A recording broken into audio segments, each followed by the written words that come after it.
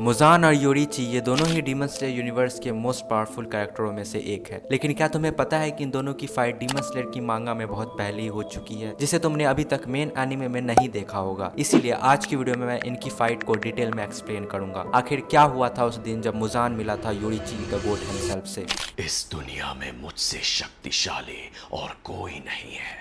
何が面白い命をどうして忘れる तो तुम्हें main anime का वो वाला सीन तो याद ही होगा जब योरीची कामाडो फैमिली से पहली बार मिलते हैं और तभी वो मुजान के साथ हुई फाइट को टांजिरो के डिसेंडेंट सिमियोशी को डिटेल में एक्सप्लेन करते हैं कि उस रात मुजान से वो कैसे मिलते हैं। तो होता ऐसा है कि योरीची एक बांस के जंगलों से गुजर रहे होते हैं और वो तब ये सोच रहे होते हैं कि आखिर कितना समय और लगेगा उस डीमन को ढूंढने में जो कि इंसानों को डीमन बनाता जा रहा है। आखिर कब तक बेकसूर लोग इन डीमंस का शिकार होते रहेंगे। अगर आज वो डीमंस नहीं होते तो आज उनकी वाइफ और उनका होने वाला बच्चा जिंदा होता। ये सभी बातें योरीची सोच ही रहे होते हैं कि उन्हें अपने सामने दो लोग दिखाई पड़ते हैं और योरीची इन दोनों को देख के ये सोचने लगते हैं कि इतनी रात को आखिर ये दोनों इस जंगल में कर क्या रहे हैं। और ये दोनों और कोई नहीं मुजान और तमायो होती है, जो कि योरीची को एक सिंपल सा डीमन स्लेयर समझ रहे होते हैं, बिना ये जाने कि इनके सामने और कोई नहीं योरीची खुद खड़ा होता है। और इस समय तक मुजान ने एक हासिरा को भी डीमन बना दिया होता है, जो कि और कोई नहीं योरीची का ही जुड़वा भाई मिचिकात्सु होता है। और मुजान योरीची को देख के ये सोच रहा होता है कि अब उसे कोई जरूरत नहीं है किसी और डीमन स्लेयर को डीमन बनाने की, क्योंकि उसे ये लग रहा होता है कि उसने पहले ही एक हासिरा को डीमन बना दिया है और मिचिकात्सु ने लगभग 3 दिन लिया था डीमन में ट्रांसफॉर्म होने के लिए। इसीलिए मुजान को लग रहा था कि मिचिकात्सु बहुत ज्यादा पावरफुल है, तो वो यहाँ पे योरीची को मारने का फैसला करता है। और योरीची मुजान की इन हरकतों को देख के तुरंत समझ जाते हैं कि वही डीमंस का क्रिएटर है जिसने अभी तक सारे डीमंस को बनाया है। और उन्हें मुजान को देख के ये भी समझ आ जाता है कि उनका जन्म सिर्फ इस डीमन को मारने के लिए हुआ है। और योरीची को इस पॉइंट पे मुजान को देख के ऐसा फील हो रहा होता है कि इसके अंदर बहुत ज्यादा ही वायलेंस भरा हुआ है और वो मुजान को एक बहता हुआ लावा की तरह डिस्क्राइब करते हैं, जो कि अपने आसपास के सारी चीजों को निगल जाना चाहता है। और मुजान योरीची पे अटैक करने से पहले उसने ये बोलता है कि अब उसे कोई इंटरेस्ट नहीं है एक ऐसे डीमन स्लेयर में जो कि ब्रीदिंग स्टाइल यूज करता है, और वो फौरन योरीची पे अटैक कर देता है, जो कि बहुत ज्यादा फास्ट होता है। लेकिन योरीची उस अटैक को अपनी सेल्फलेस स्टेट की हेल्प से बहुत स्लो मोशन में देख पाते हैं और उसे बहुत आसानी से डॉच कर लेते हैं। और योरीची मुजान के अटैक को बहुत ज्यादा ही डेडली बता रहे होते हैं, जो कि अगर गलती से उन्हें लग जाए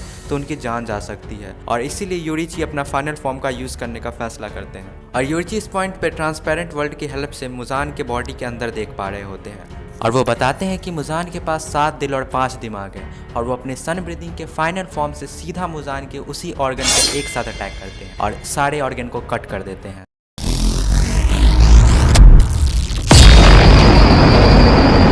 जिससे मुजान जमीन पे आके गिरता है और वो अपने सर को सिर्फ सपोर्ट कर रहा होता है ताकि वो गिर ना जाए। और इसी पॉइंट पे योरीची मुजान से कुछ सवाल पूछते हैं, जो कि आप खुद ही सुन लो। क्या खुशी मिलती है तुम्हें? क्या मजेदार लगता है इसमें? लोगों की जिंदगियां क्यों लेते हो आखिर तुम?